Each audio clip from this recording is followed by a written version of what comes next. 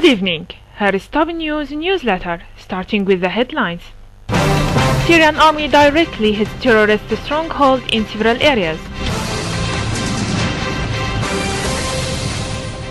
Tens of billions allocated for rehabilitation and damage.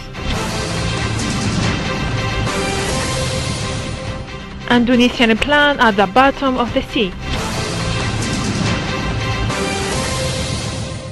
Talking about Syrian army, the army and armed forces directly targeted and hit several of terrorist organizations' strongholds and positions in various areas, inflicting major losses upon their ranks, including some of their leaders. The army units killed many terrorists and wounded others in the Sirmania and Kastun in the countryside of northern province of Idlib. The army clashed with terrorists who tried to attack military posts in Khan al-Sheikh area in Damascus countryside and killed 34 of them. A number of them were of non-Syrian nationalities. In Latakia, the army units targeted and destroyed hideouts and concentration of Jabhat al-Nusra terrorists in addition to weapons, warehouse, 2 vehicles equipped with a heavy machine gun and a mortar in the area of Katf al-Rumman, Jib al-Qato and Ain Samur in Latakia northern and northeastern countryside. Scores of terrorists, including of non-Syrian nationalities, were killed in this process. The army continued operations against the army terrorist group in Deir ez-Zor province, destroying their concentrations and killing and injuring a large number of them. The army clashed with the ISIS terrorists in the area of El-Sina, Al-Arafa and Rasafa in Deir ez-Zor city, killing and injuring scores of them and destroying their hideouts and weaponry. The source added that the army also clashed with the ISIS terrorists in Hujjat al-Saqr, Al-Jafra in Deir ez-Zor countryside and killed dozens of them, including mercenaries from Saudi Arabia and Tunis. Units of the army destroyed several gatherings and dens of terrorist organizations in Al-Sheikh Miskin town in the countryside of southern province of Daraa, a military source said on Sunday. And the operation resulted in the killing of many of organization's members, while others were wounded. The army units also directly hit den of terrorists in Atman town, according to the source, who confirmed that 2 terrorists were killed in the area surrounding Al-Kupail building to the west of the town. An accurate operation launched against terrorists to the southwest of Al Yarmouk suburb in Daraa al-Balad left many of them killed or wounded. Prime Minister Wael al-Halaqi briefed the People's Assembly on the government's effort to alleviate the repercussions of the crisis in Syria and providing citizens' needs during the closing meeting of the 8th regular session of the first team. In a speech at the beginning of the session, Speaker Muhammad Jihad al-Laham stressed the need to stay in touch with citizens and their concerns and provide their needs, especially in the light of the unprecedented waged on Syria by states and terrorist organizations. The speaker called for increasing efforts to carry out reconciliation and expand them in order to restore normal life and unity in the country. Addressing the Assembly, Premier al-Halaqi asserted that combating terrorism is the #1 priority for the government, which is working on setting up protection system to target the segments of society that are hardest hit by the terrorist war waged against the country.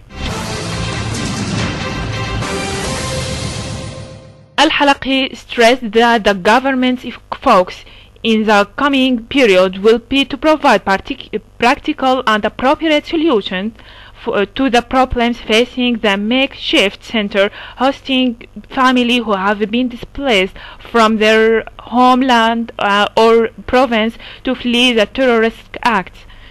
During the session, the Assembly referred a bill on allocating 50% of state job vacancies to relatives of martyrs and a bill on terminating a contract for establishing a communications device company in partnership with Iraq to a proper commit for study. In talking about Indonesia, the missing Air Asia Indonesia flight QZ-85-1 is likely to be at the bottom of the sea, the head of Indonesian Research and Rescue Agency has said. Bambin Solistio said the hypothesis was based on the coordinates of the plane when contact with it was lost. The search is continuing for the aircraft a day after it disappeared with 1,062 people on board, but no trace has been found so far. The pilots had requested a course change because of bad weather but didn't send any distress call before the plane disappeared from radar screens. Based on the coordinates given to us and evaluation that the estimated crash position is in the sea, the hypothesis in the plan is at the bottom of the sea. Bambin Solistio, the head of the Indonesian Search and Rescue Agency, told the news conference in Jakarta.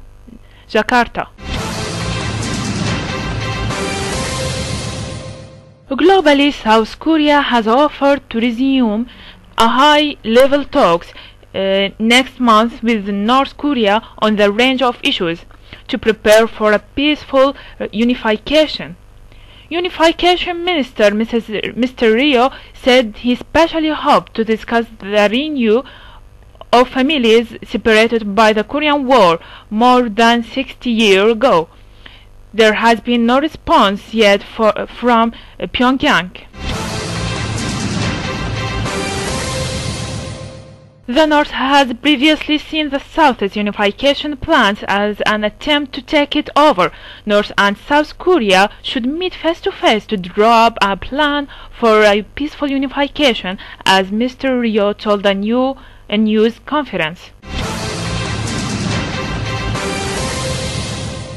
For this purpose, we make an official proposal for the North Korean government to have a conversation about mutual concerns between North and South in January next year. The minister said he hoped North Korea responds positively to this suggestion. More talks planned in October were dropped after North Korea accused the South of not doing enough to stop activities sending anti-Northern leaflets across the border on the pylons. The two Koreas have technically been at war since the Korean conflict ended in an armistice rather than peace treaty. That's all for today. Thanks for joining us. I'm Inas Ahmed. Good night.